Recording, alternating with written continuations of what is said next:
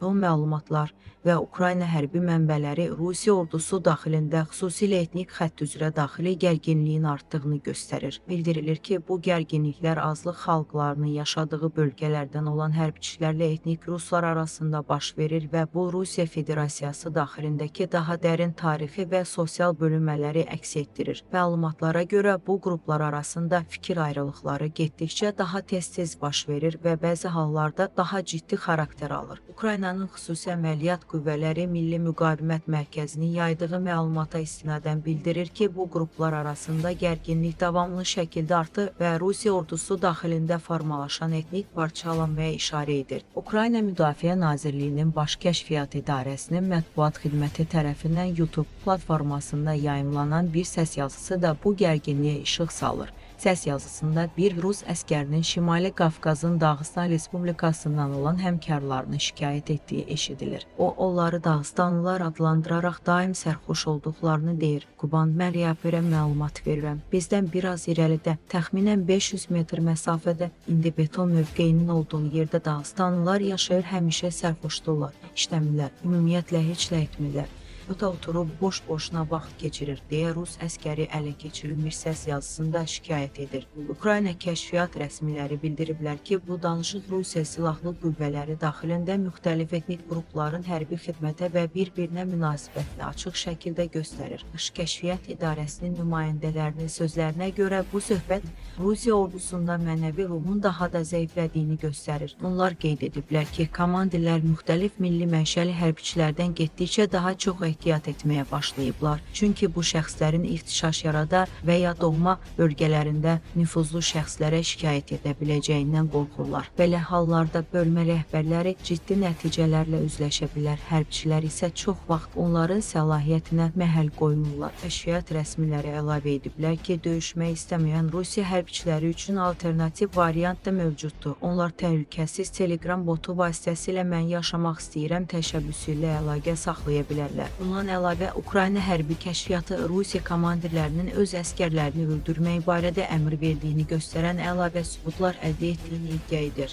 Qeydə alınmış söhbətlərdən birində komandirin artıq bölmə üçün faydalı hesab edilməyən bir əskərin edam olunmasını tapşırdığı bildirilir. Daha əvvəl Baş Kəşfiyyat İdarəsi Rusiyanın döyüş meydanındakı itkilərinə dair daxili qiymətləndirməni əks etdirən məxfi sənədlər əldə etdiyini də açıqlamışdı. Bu rəqəmlər son dərəcə yüksək kimi qiymətləndirilsə də, yenə də real vəziyyəti tam əks etdirmədiyi düşünülür. Rusiya ordusu daxilində tıva mənşəli hərbçilərlə bağlı da mübahisələrin yaşandığı bildirilir. Bir sıra hallarda bu qarşıdurmalar zorakılığa çevrilir. Bıçaq və ya odlu silahların istifadəsi ilə müşahidə olunur və bəzən ölümlə nəticələnir. Bu hadisələrin əsas səbəbləri kimi etnik iyerarxiya düşüncəsi, yəni Rusların azlıq xalqları üzərində üstünlük göstərməyə çalışması və hərbi texnika, sursat, təchizat kimi məhdud resurslar uğrunda rəqabət göstərilir. Həmçinin vurğulanır ki, bu cür hadisələr alkoqolun təsiri altında xüsusilə daha aqressiv xarakter alır. Çünki həddindən artıq içki gərginliyi daha da artırır. Bütün bu daxili gərginliklər Rusiya qüvvələrinin ağır itkilər verdiyi və nəzərə çarpacaq ərazi irəliləyişi əldə edə bilmədiyi davam edən şiddətli döyüşlər fonunda baş verir.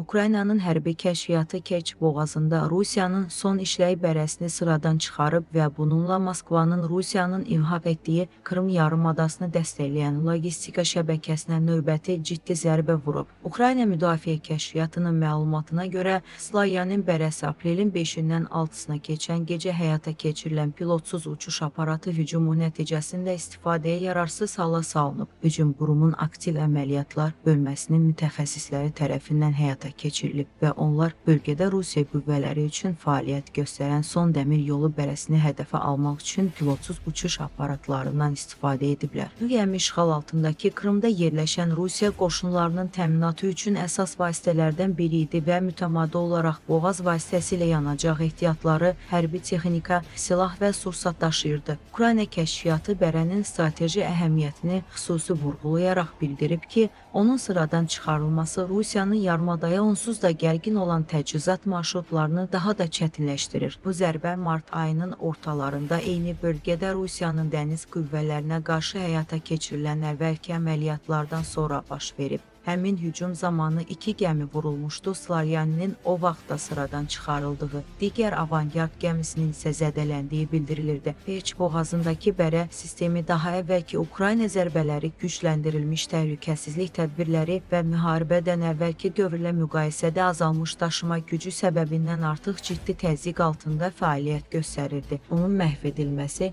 və ya hərəkətsiz hala salınması Ukraynanın Krımı logistik baxımdan təcrid etməyə yönəlmiş daha geniş kampaniyasının növbəti mərhələsi hesab olunur. Bu kampaniya həm sabit infrastruktur obyektlərini, məsələn Krım körpüsünü, həm də bərə kimi hərəkətli nəqliyyat vasitələrini hədəfə alır. Nəticədə Rusiyanın Krıma təchizat marşrutları daha çox işğal altındakı Ukraynanın cənub ərazilərindən keçən uzun quru dəhlizlərindən asılı vəziyyətə düşüb ki, bu da həm hərbi, həm də mülki logistika üçün həssaslığı və daşınma müddətini artırır. Krım yarımadası 2014-cü ildə Rusiya tərəfindən qanunsuz şəkildə ilhaq edilib. Kerç körpüsü, digər adı ilə Krım körpüsü, Kerç boğazı üzərindən Rusiyanın materik hissəsini Krımla birləşdirir və hərbi sursat, yanacaq, eləcə də mülki malların avtomobil və dəmir yolu ilə daşınması üçün əsas marşrut hesab olunur. 2022-ci ildən etibarən körpü Ukrayna tərəfindən müxtəlif üsullarla partlayıcı maddələr, dəniz pilotsuz aparatları və raket zərbələri vasitəsilə dəfələrlə hədəfə alınıb. Bu hücumlar nəticəsində müxtəlif dərəcəli ziyan dəyib, yol hissələrinin bir qismi dağılıb, dəmir yolu hərəkəti pozulub və təmir işləri ilə təhlükəsizlik yoxlamaları səbəbindən körpü müvəqqəti olaraq bağlanıb. Ən ciddi hadisələrdən biri 2022-ci ilin oktyabrında baş verib. Həmin vaxt baş verən güclü partlayış körpünün bəzi hissələrinə ciddi zərər vurub.